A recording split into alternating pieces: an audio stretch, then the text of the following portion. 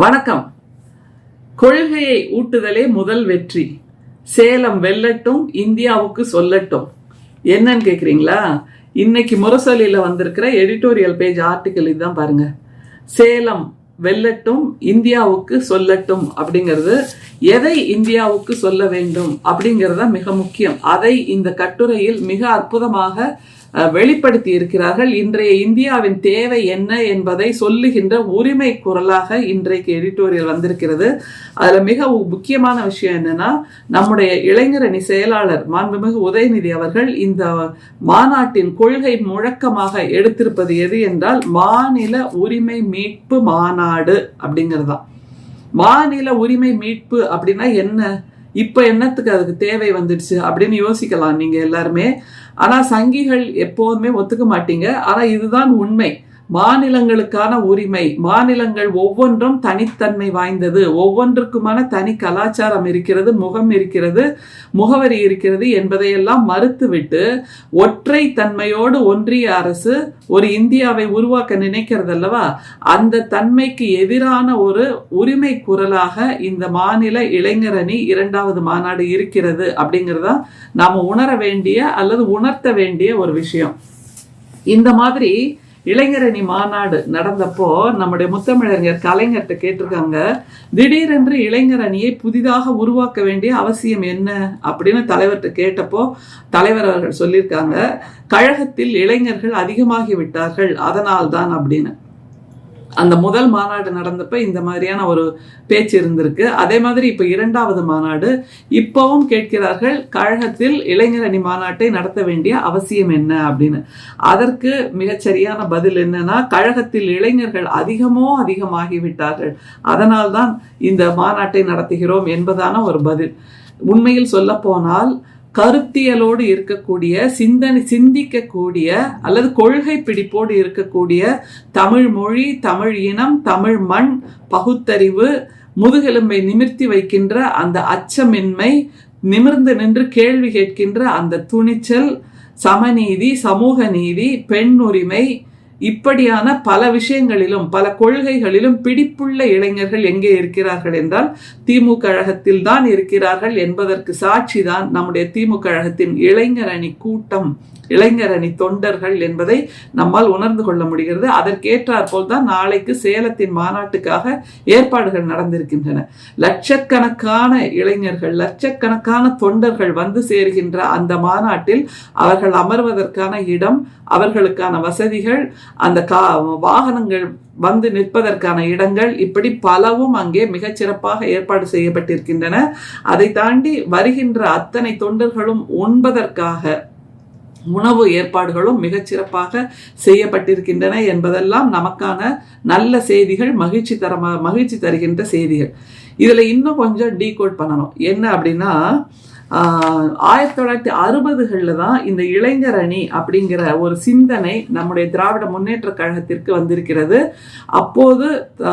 இப்போது முதல்வராக இருக்கின்ற நம்முடைய தளபதி அவர்கள் அப்போது கோபாலபுரம் இளைஞர் திமுக என்ற அமைப்பை உருவாக்குகிறார். 1960களின் இறுதியில் கோபாலபுரம் இளைஞர் திமுக என்கின்ற அமைப்பை உருவாக்குகிறார்.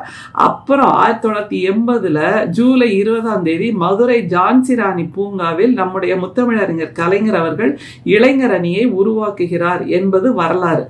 அப்புறம் இந்த இளைஞரணி துவங்கியதன் முக்கியத்துவம் அந்த காலகட்டத்தில் என்ன அப்படின்னா, அதிலும் திராவிட முன்னேற்ற கழகம் முன்னணியில் இருக்கிறது, முன்னோடியாக இருக்கிறது. எப்போவுமே Dravida Munnetra Kazhagam first of it's kind அப்படிங்கிற அந்த யுனிக்னஸ் எல்லா விஷயங்கள்லயும் இருக்கும்.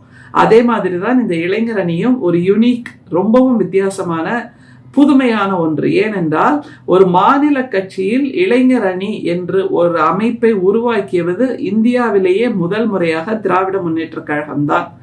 அது 1980 ஜூலை 20 நம்முடைய மதுரை ஜான்சி ராணி பூங்காவில் நம்முடைய கலைஞர் அவர்கள் உருவாக்குகிறார். அதுக்கப்புறம் 1981 இளைஞர் அணி அமைப்பாளர்கள் 5 பேர்ல நம்முடைய தளபதி அவர்கள் ஒருவராக இருந்து அதற்கு பின்பு இளைஞர் அணி எப்படி வளர்ந்தது என்பதெல்லாம் நமக்கு நல்லா தெரியும். இந்த இளைஞர் அணி எப்போதுமே போராட்டங்களை முன்னெடுப்பதில் முன்னிலையில் இருந்திருக்கிறது. இலங்கை தமிழர் நலன் காக்கின்ற போராட்டம், ஹிந்தி திணிப்பு எதிர்ப்பு போராட்டம், அதே போன்ற மக்கள் நல கொள்கைகளுக்கான போராட்டங்கள், மக்கள் நல கொள்கைகளை செயல்படுத்த வேண்டிய போராட்டங்கள் என்பதாக பல போராட்டங்களை முன்னெடுத்திருக்கிறது என்பதெல்லாம் நமக்கு நல்லா தெரியும். அதுவே ஊர்வலம் என்கின்ற அந்த சொல் கையாளப்பட்டு வந்திருந்த காலகட்டத்தில் பேரணி என்கின்ற ஒரு புதிய வார்த்தையை சொன்னாலே ஒரு மிடுக்கும் உற்சாகமும் கொடுக்கக்கூடிய ஒரு வார்த்தையை உருவாக்கியது நம்முடைய திராவிட முன்னேற்ற கழகத்தின் இளைஞர் அணி தான். ஏன் பேரணி அப்படின்னு யோசிச்சிங்கன்னா, இளைஞர்களின் இராணுவ மிடுக்கு போன்ற நடையோடு கூடிய அந்த பேரணியை பார்ப்பதற்கே கண்கொள்ளா காட்சியாக இருக்கும். எனவே பேரணி என்கின்ற வார்த்தையை முதலாக உருவாக்கி பயன்படுத்தியதும் நம்முடைய திராவிட முன்னேற்ற கழகம் தான் என்பதை வைத்து பார்க்கும்போது, நாளைக்கு இந்த மாநில உரிமை மீட்பு மாநாடாக நடக்கின்ற இந்த காலகட்டம், அதிலும் குறிப்பாக நம்முடைய ஒன்றிய தலைவர் அவர்தான் இந்தியாவில் மாநிலங்கள் என்ற அமைப்பே இருக்கக்கூடாது, ஒற்றை முகம், ஒற்றை கட்சி, ஒற்றை தலைவர் ஆட்சி என்பதை முன்னெடுத்துக் கொண்டிருக்கிறார் என்னும்போது, அவர் தமிழ்நாட்டில் இருக்கும் போதே நம்முடைய தமிழ்நாட்டின் புதுமை குரலாக, புரட்சி குரலாக, ஒற்றை குரலாக, எப்போதும் போல் முன்னோடி குரலாக இந்த மாநில உரிமை மீட்பு மாநாடு ஒலிக்க இருக்கின்றது, சிறப்பாக நடக்க இருக்கின்றது என்பதுதான் மிகுந்த மகிழ்ச்சி. இதுல இன்னொன்னையும் நம்ம சொல்லி ஆகணும். என்னன்னா, எப்போதுமே நம்முடைய ஒன்றிய தலைவர் எந்த மாநிலத்தில் போய் பேசினாலும் முதல் பெயராக அவர் உச்சரிப்பது நம்முடைய முத்தமிழறிஞர் கலைஞர் பெயரை, அடுத்தது நம்முடைய மாண்புமிகு முதல்வர் அவர்களின் பெயரை, அடுத்தது இப்போது நம்முடைய ஒன்றிய தலைவர் நம்முடைய விளையாட்டுத்துறை அமைச்சர், இளைஞர் அணி செயலாளர் உதயநிதி அவர்களின் பெயரையும் சேர்த்து கொண்டிருக்கிறார். அவர் திரும்ப சொல்வது என்ன? ஒன்றிய தலைவர் வாரிசு ஆட்சி, வாரிசு ஆட்சி, குடும்ப ஆட்சி என்று சொல்லிக் கொண்டிருப்பார். ஒன்றிய தலைவருக்கு நாம் அத்தனை பேரும் உறக்க சொல்ல வேண்டும். ஐயா, உங்களுக்கு ஒன்றை நினைவுபடுத்துகிறோம். திமுகவில் இருக்கின்ற எல்லோரும் திமுகவின் குடும்பத்தினர் தான். திமுக என்கின்ற குடும்பம், திராவிட முன்னேற்ற கழகம் என்கின்ற குடும்பம், நாங்கள் அத்தனை பேரும் அங்கே அப்பா, தாத்தா, அண்ணன், தம்பி, அக்கா, தங்கச்சி, அத்தை, இப்படியான உறவுகளை சொல்லித்தான் நாங்கள் ஒருவர் அழைத்துக் கொள்கிறோம். இதில் எந்த விதமான ஒளிவு மறைவும் கிடையாது என்பதை நீங்கள் முதலில் புரிந்து கொள்ள வேண்டும். ஒன்றிய தலைவரே, உங்களுக்கு கூடுதலாக சில விஷயங்களை சொல்கிறோம். திராவிட முன்னேற்ற கழகம் என்பது ஒரு குடும்பம், கொள்கைகளால் ஒன்றாகி இருக்கின்ற குடும்பம்.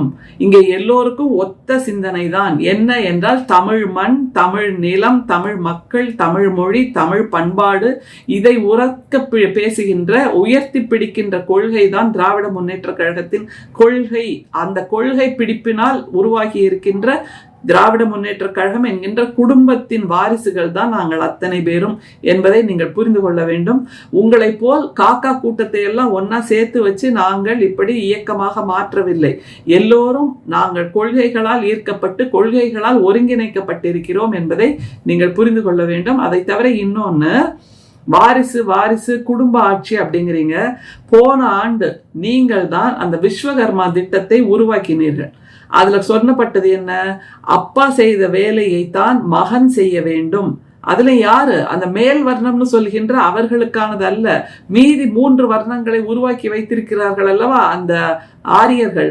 அவர்கள் அந்த மீதி 3 வர்ணத்தினருக்கான வேலையாக நீங்கள் சொன்னதுதான் அந்த விஸ்வகர்மா திட்டம். அப்பா செய்த வேலையை மகன் செய்ய வேண்டும், அதற்காக மேலே படிக்க கூடாது, உதவித்தொகை தரப்படும் அப்படின்லாம் நிறைய சொன்னீங்க. இப்ப இப்படி கொஞ்சம் மாத்தி யோசிச்சு பாருங்க. ஐயா ஒன்றிய தலைவரே, உங்களுக்கு ஒரு தகவலை சொல்லி ஆக வேண்டும். கடந்த ஆண்டு அந்த விஸ்வகர்மா திட்டம் என்பதை நீங்கள் தான் உருவாக்கினீர்கள். விஸ்வகர்மா திட்டம் எதற்கு? குலத்தொழிலை செய்ய வேண்டும் அப்படிங்கிறதுக்கு. அதுவும் யார் அந்த குலத்தொழிலை செய்ய வேண்டும்? மேல் வர்ணம்னு சொல்கின்ற அந்த ஆரியர்களுக்கானது அல்ல. ஆரியர்கள் உருவாக்கி வைத்திருக்கின்ற மற்ற 3 வர்ணத்தினர் அவரவர்கள் அப்பாக்கள் செய்த தொழிலைத்தான் மகன்கள் செய்ய வேண்டும் என்பதற்காக நீங்கள் உருவாக்கி இருக்கின்ற விஸ்வகர்மா திட்டம். அப்படியானால் தமிழ்நாட்டில் அந்த மேல் வர்ணத்தார், ஆரியர்கள், பிராமணர்கள் என்பவர்கள் குறைவுதான், எண்ணிக்கையில் குறைவு. அதனால் மற்ற 3 வர்ணத்தார் என்று எடுத்துக்கொண்டால் நாங்கள் எல்லோரும் அந்த 3 வர்ணத்தில் தான் வருவோம். நாங்கள் எங்களுடைய முன்னோர்கள் செய்த, எங்களுடைய தாத்தா செய்த, எங்களுடைய அப்பா செய்த அந்த அரசியலைத்தான் நாங்கள் இப்போது தொடர்கிறோம் என்றால் எங்களுடைய அரசியலும் குலத்தொழில்தான். அதை யோசிச்சு பாருங்க. எங்களோட அரசியல் குலத்தொழில் தான். எங்களுடைய தாத்தா செய்தது, எங்களுடைய அப்பா செய்தது, அதை நாங்கள் இப்போது மகன்களாக மகள்களாக தொடர்கிறோம் என்று சொன்னால் இதுதான் உண்மையிலேயே புரட்சிகரமான சிந்தனையை தூண்டுகின்ற, உரிமை குரல் எழுப்புகின்ற விஸ்வகர்மா திட்டம். எங்களுடைய அரசியல், திராவிட முன்னேற்ற கழகம் முன்னெடுக்கின்ற இந்த அரசியல் நிலைப்பாடு என்பது எங்களுடைய தாத்தாவின் அந்த சிந்தனை ஓட்டத்தை எங்களுடைய அப்பாக்கள் பெற்றிருந்தார்கள். எங்களுடைய அப்பாக்களின் சிந்தனை ஓட்டத்தை இப்போதுள்ள நாங்கள் பெற்றிருக்கிறோம் என்பது வழி வழியாக நாங்கள் அரசியல் என்னும் குலத்தொழிலை செய்து கொண்டிருக்கிறோம். குலத்தொழிலை செய்வது பெருமை என்று நீங்கள் சொல்கிறீர்கள் என்றால் இப்போது ஒத்துக்கொள்ளுங்கள். தமிழ்நாட்டில் அரசியல் என்பதும் குலத்தொழில்தான். அது வாரிசு அரசியலும் அல்ல, குடும்ப அரசியலும் அல்ல, குடும்ப ஆட்சியும் அல்ல. எங்களுடைய முன்னோர்கள் செய்த குலத்தொழிலை நாங்கள் தொடர்கிறோம் என்ற ஒரு புதுமையான சிந்தனையை இந்த சேலம் இளைஞரணி மாநாடு இனிமேல் உரக்க பேச வேண்டும், பேசட்டும். அதன் மூலமாக இந்தியாவுக்கு பல செய்திகளை அது சொல்லட்டும். நிச்சயமாக நாளைய இளைஞரணி மாநாடு வெல்லும். அதற்கு பின்பு இந்தியாவுக்கு பல செய்திகளை அது சொல்லும். ஒன்றிய தலைவருக்கும் அது பல செய்திகளை சொல்லும். நன்றி, வணக்கம்.